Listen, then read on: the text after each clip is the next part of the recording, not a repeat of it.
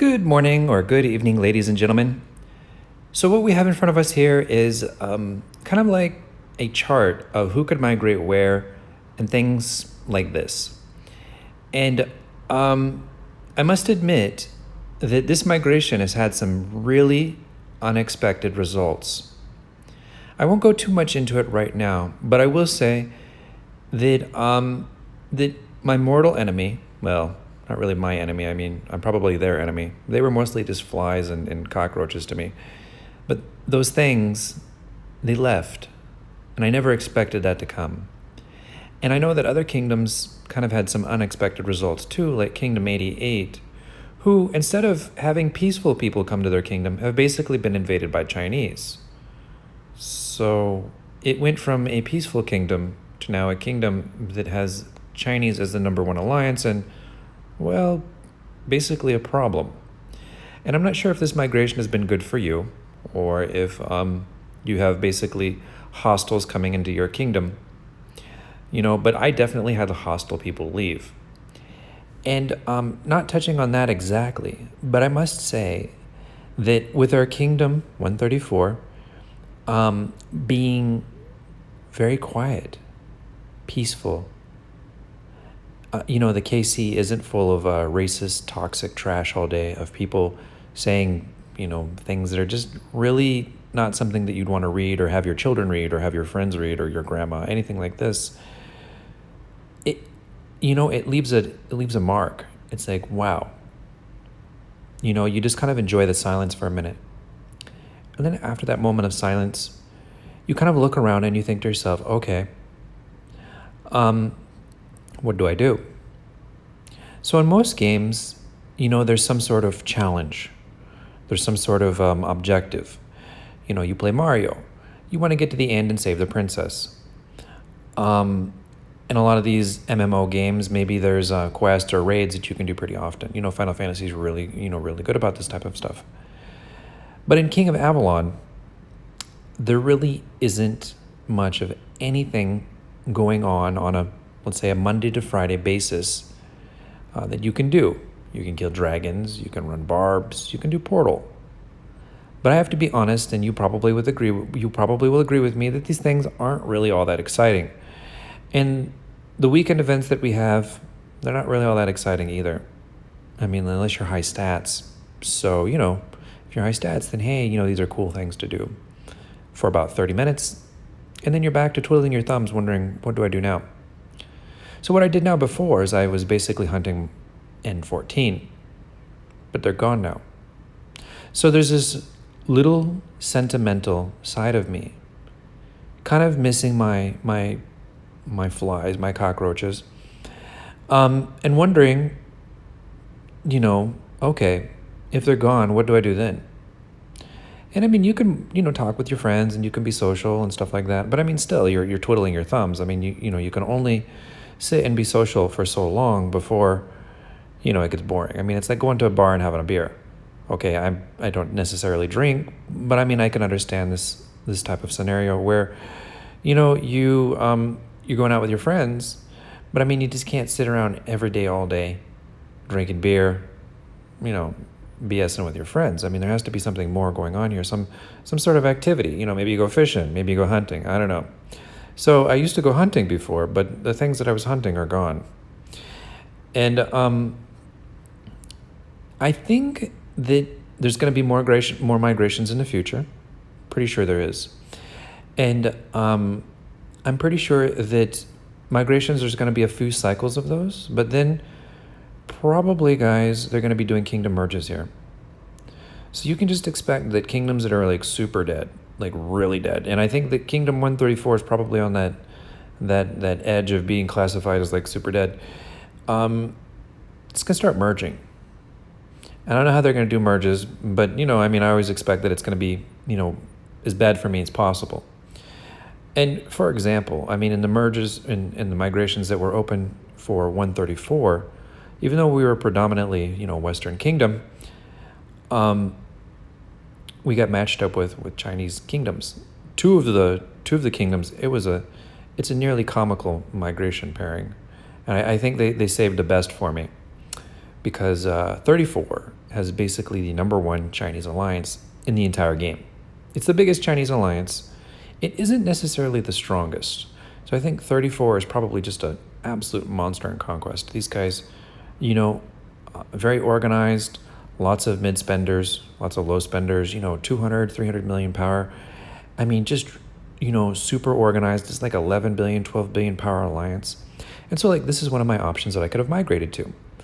And admittedly, Thor is friendly. He's in one of my contacts. And, I thought about it.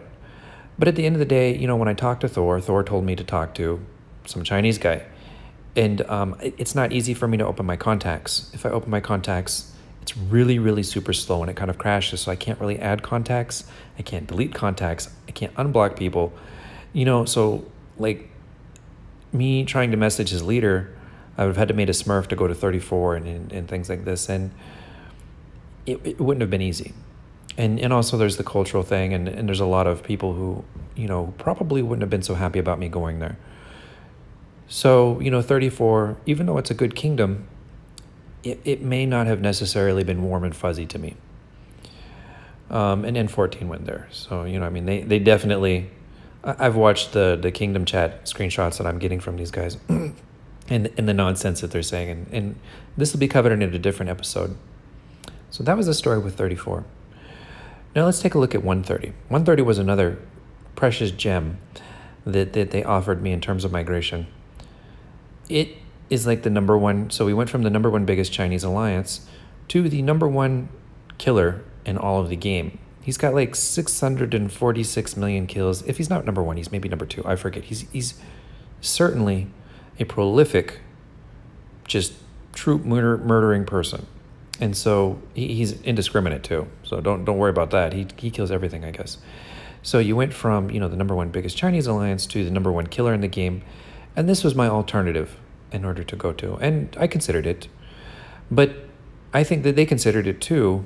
So in the very unlikely event that I did migrate to their kingdom, Vera and I think Magic is their names, or their Western names, they were shielded. So I already realized, okay, there was no catching these guys off guard, going there and basically disrupting 130. It was no, okay, we're going to pop over there and clean house. Nope, that wasn't going to happen. These guys were going to be basically another version of N14, just another terrorist. And it was just going to be a never-ending battle. And I mean, if that was going to be the case, I would may as well have just went to, may as well have went to 34 and had some fun there. So I was like, okay, we got shielded terrorists in there, shielded terrorists here. And it just didn't seem like either one was very appealing in terms of just giant meh. It just didn't seem like a very appealing thing. So there we go. We had those two. And then when I looked at the options that could actually go, so I went out and made contact with 183, 163, and 179.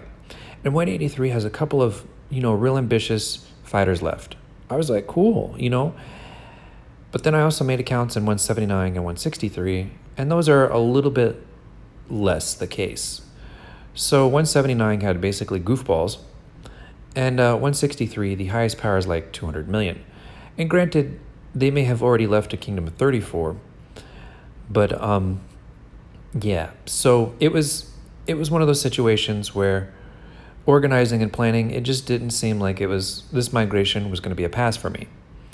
But it turned out pretty much to our kingdom's, advantage, because now we have this super peaceful place that we need to figure out what's our growth plan now. Now that we can unshield and not worry about being rallied or sneak attacked or things like this, what do we do? So yeah, we gotta kind of reflect on that, because what do you do when your enemies leave? So without the racist, hate-fueled toxicity in this game, what do you do? So I'm just kind of reflecting on that, and I'm going to be sentimental for a minute and say that, however much the other side may hate you, I never actually hated them. They were just, I guess they were just something that, that was in my way, and they were just an obstacle. Okay, the war kind of went on for about 2 years, just under. We're at 22 months now. And okay, it wasn't constant fighting that entire time, but let's just call it, a 22-month war. And even if you do or don't like your enemy, when they're gone, you feel it. It's kind of it's a love-hate relationship, because without them, we couldn't have had exciting moments like, what is it, 2.9, 3 million kills with somebody leaving their shield down on accident. We've had some really interesting and good content on this channel as a result of their stupidity and mistakes. And they're not going to be here anymore. So that's going to basically be Firelands and KVK, and maybe if King of Avalon comes out with something new in the future, which I certainly doubt, maybe Conquest. But again, it's almost certainly not going to be that interesting.